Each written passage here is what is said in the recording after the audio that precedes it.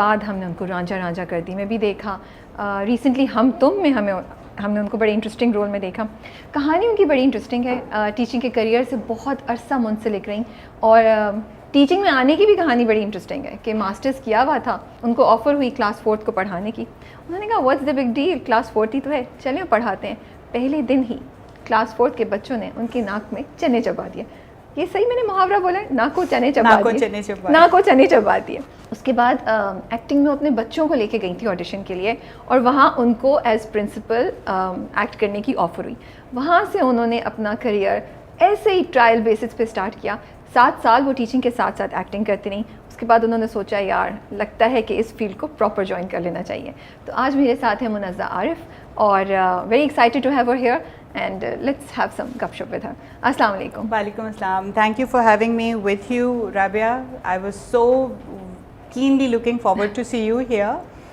اور میں بھی مجھے بھی اتنی ہی ایکسائٹمنٹ تھی that I get to share some part of my life with you. جی جی, اور بڑے اب یہ بات میری وہ لگتی ہے, لیکن منزہ سے تو واقعی ہم لوگ بڑے عرصے سے کوآرڈینیٹ کرنے کی کوشش کریں, لیکن کچھ نہ کچھ ہوتا تھا, جنکسڈ ہو جاتی تھی ہماری میٹنگ, ہے نا, کچھ نہ کچھ ہوتا تھا. اور اس بار بھی میں نے ڈرتے ڈرتے آئی تھنک سیٹرڈے کو پوچھا کہ are we on for Monday, تو انہوں نے کہا منڈے میں نے آپ کے لیے رکھا. میں نے کہا یہ دیٹس گڈ. اور کیونکہ آپ کراچی میں نہیں ہوتی ہیں, آپ کا ٹریول ہوتا ہے, تو اس وجہ سے ذرا مشکل ہوتا ہے, کیونکہ آپ لوگ آتے بھی ہیں تو شوٹ ڈیٹس ہوتی ہیں. ایگزیکٹلی, بس اس دفعہ ذرا تھوڑا ایزی اسٹے تھا, تو میں نے کہا چلو اس دفعہ I should set aside some time to have this done. جی, تو وی آر لکی. کیسا چل رہا ہے آپ کا رسپانس میرے ہم نشین کا اور نیہر کا؟ آئی تھنک لوگوں نے بڑا پسند کیا ہے, مجھے اچھے اچھے کمپلیمنٹس آ رہے ہوتے ہیں انسٹاگرام پہ بھی.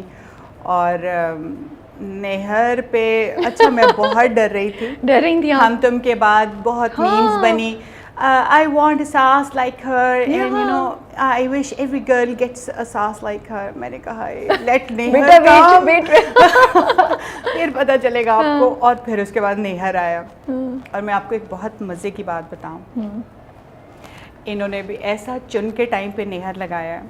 اس چھوٹی عید پر, عید الفطر پہ, میں نے اپنے دونوں بیٹوں کی منگنیاں کی ہیں. مبارک ہو, بہت بہت خیر مبارک. So both of them got engaged. ایک کی تو پراپر انگیجمنٹ تھی, اور بڑے والے کی صرف ہاں ہوئی. ہی سیڈ کہ آپ بس ڈائریکٹ شادی. تو دسمبر میں ان کی شادیاں پلانڈ ہے. اینڈ امیجن, باقی تو آپ سمجھ ہی گئی ہوں گی ٹھیک ہے کیسی میری حالت پتلی ہو رہی ہے کہ وہ جب جا رہا ہوتا ہے سین. اب تو اینڈ مائی سن جو بڑے والا ہے نا, وہ بہت بلنٹ کرٹک ہے, نعمان نہیں لحاظ رکھتا, وہ تو کہہ دیتا ہے سیز مام آپ برداشت نہیں ہوتی ہیں اسکرین پہ مجھے, پلیز یہ چینل چینج کرتے ہیں پلیز. میں نے کہا نعمان ریلیکس, اٹس اے پلے, کیا ہو گیا تو مطلب میں ایکچولی میں ایسی نہیں ہوں بیٹا. اور اس کو ڈر لگ رہا ہے شاید. اور ہوا کیا, ایک دن مجھے چھوٹے والے کی جو فیانسی ہے اس کی ممی کا فون آیا, کہنے لگی کہ آپ بتائیں پھر کوئی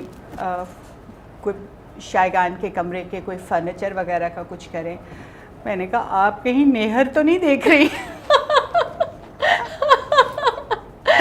اور وہ بھی ہنستی آگے سے نا, تو مجھے بہت ڈر لگا. میں کہا یار یہ بہت غلط میسج جا رہا ہے دائیں بائیں. 2 دن بعد بڑے والے کی بھی اس کی ہونے والی ساس اور وہ اس کی پھپھو بھی آئی کہ پھر بتائیں کیا رسومات وغیرہ یہ وہ. میں نے کہا بھائی ہم بہت سمپل لوگ ہیں, ہمارا ایسا کوئی چکر ہی نہیں ہے. میں نے کہا بھائی بڑے ٹائم پہ آپ نے یہ پلے چلایا ہے کہ بیچاری لڑکیاں بھی ڈر جائیں گی کہ oh my God she can go to this extent, کہ ایسی بھی ہو سکتی ہے.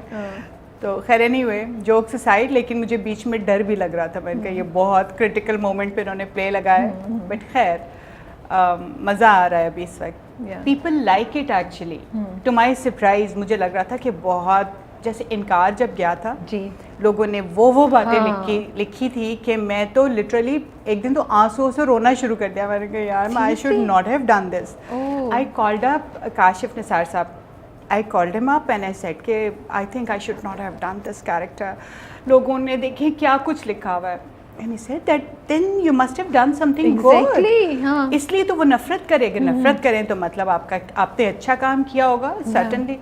اچھا پھر میں نے اسی طرح نور الحسن کو بھی فون کیا, مطلب میں نے تو ڈیسپریشن میں نور الحسن کو بھی کال کیا ان کو, because he also worked in that play. ان کا نور have you seen what people are saying? And he said, when are you going to grow up, Munazza? This happens. So go above all this. And मैंने कहा मेरे में हौसला नहीं है. तो फिर उसके बाद से ना थोड़ा मैंने दिल पक्का किया. मैंने कहा ठीक है, अगर बुरा कैरेक्टर है और बुरी फीडबैक आ रही है तो इट्स गुड. एक्चुअली आप सही कह रही हैं, वो कैरेक्टर ऐसा था, उसको देख होता क्या कर रही है. लेकिन नेहर वाला 10 टाइम्स बुरा है. लाइक ये तो ऑस्टेंसिबली बुरा है, वो तो जरा ढका छुपा बुरा था. लेकिन वहाँ पे वो इमरान अशरफ भी थे और वहाँ पे यमुना भी थी, तो हमारी कुछ सिंपैथीज उनके साथ भी थी. यू नो ये भी बड़ा फ़र्क पड़ता है एक्टर्स के साथ. और लेकिन वो स्टोरी बड़ी डिफरेंट थी, पता है. वो स्टोरी बड़ी डिफरेंट थी. उस स्टोरी में एक बड़ी रिफ्रेशिंग स्टोरी थी, तो इसलिए भी शायद हमें ज़रा आप पे ज़्यादा गुस्सा आता था. हाँ, लेकिन हम चाह रहे थे हक की जीत हो जाए और आप हक की जीत में एक रोड़ा अटकाने पहुँच जाती थी बड़ी चालाकी से. क्योंकि वो थी जो साइकोलॉजिकली गेम्स खेलती थी ना. बिल्कुल. So but you did an amazing job. Thank you so much, बहुत शुक्रिया. वो मैनिपुलेटर औरत थी ना, वो अपने मतलब देखा जाए तो बेसिकली उसका husband was the guy in power, लेकिन मैनिपुलेट ये औरत करती थी. पीछे से तो वो इसीलिए तो बड़ी लेयर्स थी उस कैरेक्टर में. इस तरीके से उसने बेटे को भी पकड़ा हुआ था और वो बहुत मुश्किल कैरेक्टर था.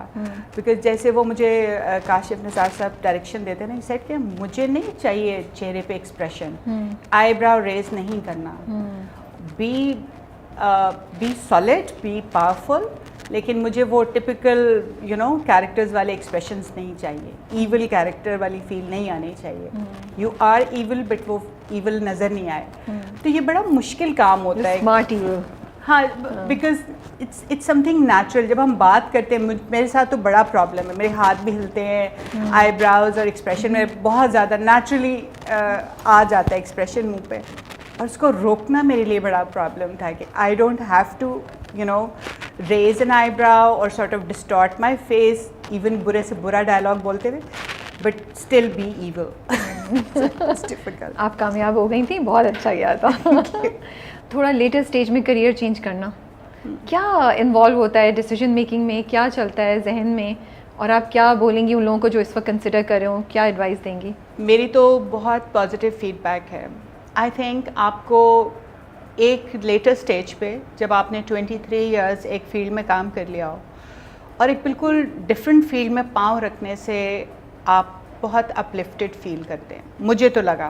क्योंकि एक नए फील्ड में जाने से आप 0 मीटर पे आ जाते हैं. मैं यही कहने वाली थी. तो स्टार्टिंग फ्रॉम स्क्रैच वो ज़्यादा डिस्टर्बिंग नहीं, क्योंकि 23 साल में आप तो यहाँ पहुँच गई थी, जो आपने बताया भी, मैं पढ़ भी रही थी माशाल्लाह से. आप तो बहुत कुछ कंसल्टेंसी बहुत करी थी, बहुत जगह पे आप लोगों की ट्रेनिंग कर रही थी. मैं टीचर्स को दो साल मैंने टीचर्स को प्रॉपर कोर्स पढ़ाया. एग्जैक्टली, या स्कूल हेडशिप थी, सारा कुछ था.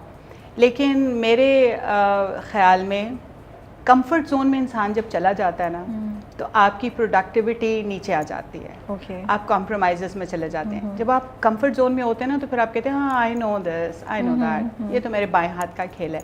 वो जब चीज़ चली जाती है, फिर आपके लिए आपकी जो मेरे ख़्याल में प्रोग्रेशन आपकी रुक जाती है. मुझे लगा कि मेरी डेवलपमेंट इसमें है कि मैं किसी नए फील्ड में, इवन जब लाइक थ्रू आउट मेरे करियर में भी, एजुकेशन वाले करियर में भी, हर 3 से 4 साल के बाद मुझे एक चैलेंज चाहिए होता था. अब व्हाट्स न्यू, अगर क्लास 4 वो तो अगले ही साल फिर मैंने क्लास 6 ली, फिर 7, 8 O levels. That's how I moved on. But then again I wanted to challenge myself. अब नया क्या? फिर मैनेजमेंट में गई, फिर टीचर ट्रेनिंग में गई. सो हर दफ़ा मुझे कुछ नया चाहिए था.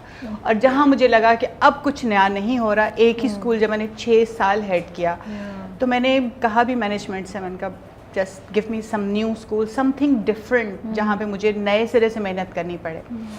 और मुझे मेरी कॉलीग्स कहती हैं यार तुम्हें क्या प्रॉब्लम है, everything is on your finger tips. मैंने कहा यही मेरी प्रॉब्लम है, बिकॉज सब कुछ तो मुझे अब एवरीथिंग इज़ सो फेमिलियर. तो मेरी लर्निंग नहीं है.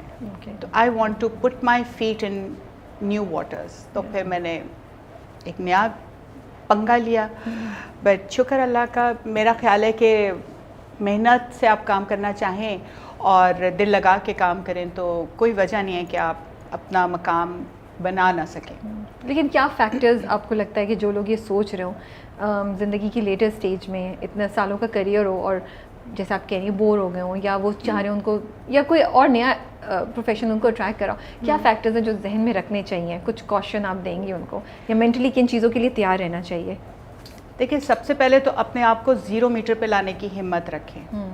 ایک جب آپ نے ایک لیڈر چڑھنی شروع کی، اور میرے خیال میں کہ کافی حد تک میں I had climbed up quite a few rungs, اور اس کے بعد ایک دم سے ایک نئے فیلڈ میں جانا جہاں آپ کو کوئی خاص جانتا نہیں ہے، آپ کو کوئی as such welcoming plate form نہیں مل رہا، ایک نئے سیٹ اپ میں آپ نے اپنی جگہ بنانی ہے.